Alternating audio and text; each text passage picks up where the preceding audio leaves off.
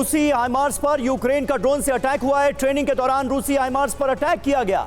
यूक्रेनी drone attack से हाइमार्स के परखच्चे उड़ गए। यूक्रेन की 54वीं मैकेनाइज्ड ब्रिगेड ने इस हमले को अंजाम दिया है। यह खबर सामने आ रही है। रूसी हाइमार्स पर यूक्रेन का ड्रोन हमला किस तरह से अंजाम दिया गया है, तस्वीरें आपके सामने।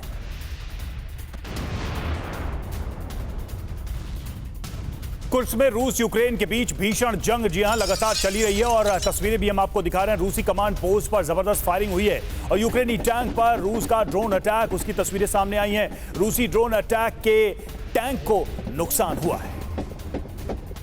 और वहीं कुर्स्क में नाटो के हथियारों पर रूस का एक बड़ा दावा सामने आया है। नाटो के वेपन इस्तेमाल कर रहा है यूक्रेन। कुर्स्क में नाटो के कई हथियार हमने तबाह कर दिए हैं, ये दावा किया गया है रूस की तरफ से।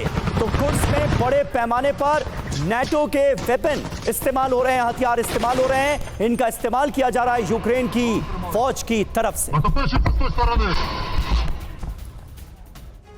और नाटो के हथियार कुर्स्क में उनकी कब्रगाह बनती जा रही है, ये कहना है, दावा है रूस का। और क्या हथियार हैं और कितनी तबाही हुई है, जरा उस पर भी हम गौर कर लेते हैं। ग्राफिक्स के माध्यम से उनकी एक पूरी जानकारी सामने आई है। जरा देखिए क्या अभी तक हुआ है यहां पर। तो टैंकों की बात करें, 2 चैलेंजर अब्राम्स टैंक तबाह हुए हैं और IFV की बात करें तो मार्डर ब्रैडली ये भी तबाह हुआ है।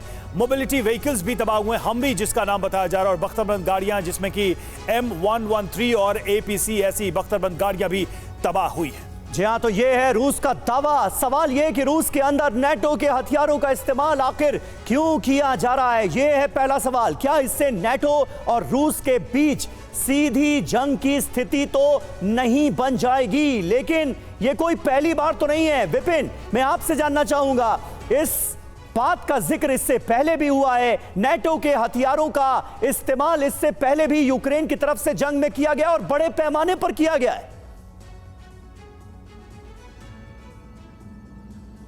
देखिए, इस बात को कोई माने या ना माने, लेकिन हकीकत तो यही है कि यूक्रेन आज की तारीख में अगर 915वें 916वें दिन भी इस युद्ध में जिंदा है, मैं ये कह रहा हूं, तो उसके पीछे अमेरिका और नाटो है। ऑफिशियली इस बात को नहीं स्वीकारा जाता क्योंकि नाटो का वो मेंबर बना नहीं है, इसी मेंबरशिप की लड़ाई है। और ऐसे में अनऑफिशियल तरीके से उसको हथियार दिया जा रहा है। ऑफिशियली ना हथियार देने की बात कोई स्वीकारेगा, ना हथियारों के इस्तेमाल करने की कोई बात स्वीकारेगा। लेकिन जो रशिया पर हमले हुए हैं, वहां पर जो ड्रोन बरामद हुए, जो मिसाइलें गिर रही हैं, जो इस तरह से हमले किए जा रहे हैं, जो सैनिक पकड़े जा रहे हैं, उनके पास जो आर्म्स एम्युनिशंस बरामद हो रहे हैं, वो कहीं ना कहीं उन देशों से ताल्लुक रखते हैं जो नाटो के मेंबर है। तो इस बात को कोई स्वीकारे या ना स्वीकारे समीर, लेकिन हकीकत यह है कि यूक्रेन की ताकत नाटो है, यूक्रेन की ताकत अमेरिका है, और यही वो ताकत है जिसकी बदौलत वो इस युद्ध में अब भी बना हुआ है।